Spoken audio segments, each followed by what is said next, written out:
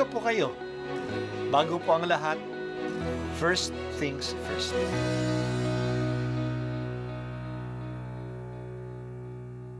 Good morning po. Sinisimulan po natin ngayon ang first things first. At dito po, tinatalakay natin sa unang bahagi ng umaga natin ay ang first readings na binabasa po sa banal na misa. Ito pong tinatalakay natin kasi madalas po kasi marami na tayong alam tungkol sa gospel readings. Pero konti po ang nagsasalita sa first readings. Pero ang first readings, bahagi din po yan ng Biblia, ng banal na kasulatan. Kaya susubaybayan po natin ang mga first readings, basahin po natin at kuminsan kailangan ng basahin ng 2 o 3 beses bago maintindihan kasi hindi po tayo familiar sa mga istorya at sa mga kaisipan na tinatalakay dito. Ang pagbasa mula sa aklat ni Propeta Isaias. Ang sabi ng Panginoon, "Ako ay lilikha, isang bagong lupa't isang bagong langit. Mga pangyayaring pawang lumipas na ay di na babalik. Kaya naman kayo'y dapat na magalak sa aking nilalang. Yamang nilikha ko itong Jerusalem, na ang aking pakay maging kagalakan ng mga hinirang.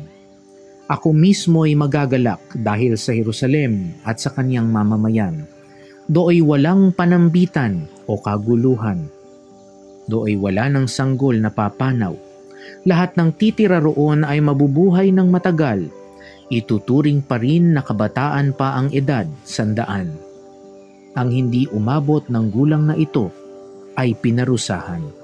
Magtatayo sila ng mga tahanang kanilang titirhan. Sa tanim na ubas ay sila ang aani." Ang salita ng Diyos. Salamat sa Diyos. Lahat tayo naghahangad ng kaunlaran. Ang mga politiko'y nangangako ng kaunlaran. Ang kanilang mga projects ay para kuno sa kaunlaran. Pero ano bang kaunlaran? Sa pagbasa natin ngayon, matatagpuan natin ano ba ang larawan ng kaunlaran sa Bible. Naniniwala ang manunulat ng Bible na ang kalagayan natin ngayon ay hindi ayon sa ikabubuti ng mga tao at hindi naman ayon sa plano ng Diyos. Kaya babaguhin ng Diyos ang lahat. Magkakaroon ng bagong langit at bagong lupa na ibig sabihin ay babaguhin niya ang lahat. Magkakaroon ng tunay na kaligayahan sa bagong nilikha ng Diyos. Ang lungsod ng Jerusalem ay kumakatawan sa bayan ng Diyos. Kaya magkakaroon ng bagong Jerusalem na ibig sabihin bagong kalagayan ng bayan ng Diyos. Sa bagong kalagayang ito, wala nang tatangis. Wala nang kalungkutan. Magiging mahaba ang buhay ng tao at magiging malulusog na ang mga tao.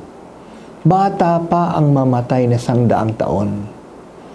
Ang tao ay makakaroon ng security of tenure. Maninirahan sila sa bahay na kanilang tinayo. Hindi tulad ngayon na marami ay nangungupahan lamang. Walang sariling bahay. Marami nga mga manggagawa na ang tinatayo ay mga condominium, pero sila mismo ay uuwi sa squatter area. Ang mga tao ay kakain sa mga bunga ng kanilang itinanim. Hindi tulad ngayon na ang mga nagtatrabaho sa mga plantations at nag-aalaga ng mga tanim na pang-export ay nakakainin lamang ng ibang tao, pero sila mismo ay hindi nakakatikiman ng bunga ng kanilang itinanim.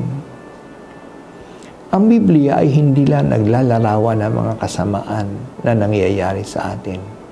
Matatagpuan din natin sa Bible ang magagandang larawan ng gusto ng Diyos na ipangarap natin. The Word of God wants us to dream the dreams of God for His people. Tulad ng mga magulang na may magagandang pangarap para sa kanilang mga anak, ang Diyos ay may magandang pangarap din sa atin, tulad ng pagbasa natin. Sana ang pangarap na ito ay maging totoo sa ating piling. Dito tayo nabibigyan ng pag-asa. kung tayo ay mangarap din ng ipinangarap ng Diyos.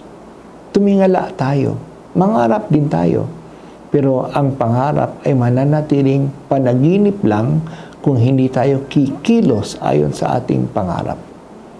Hindi man natin maaabot ang pangarap natin, pero kumikilos tayo ayon sa direksyon ng pangarap na ito. At dahil sa mga ito, ang pangarap din ng Diyos, dahil sa amang ito ay pangarap din ng Diyos, siya na ang magbibigay ng kaganapan sa mga kinikilusan natin.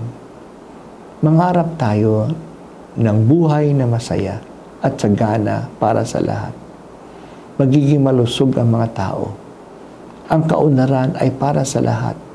Ang lahat ay maninirahan sa sariling bahay. Makakakain sila ng bunga ng mga tanim na kanilang pinagpaguran. Salamat o Diyos sa magandang buhay na iyong pinapangarap sa amin. Tulungan mo kaming iugnay ang pangarap namin ayon sa pangarap mo.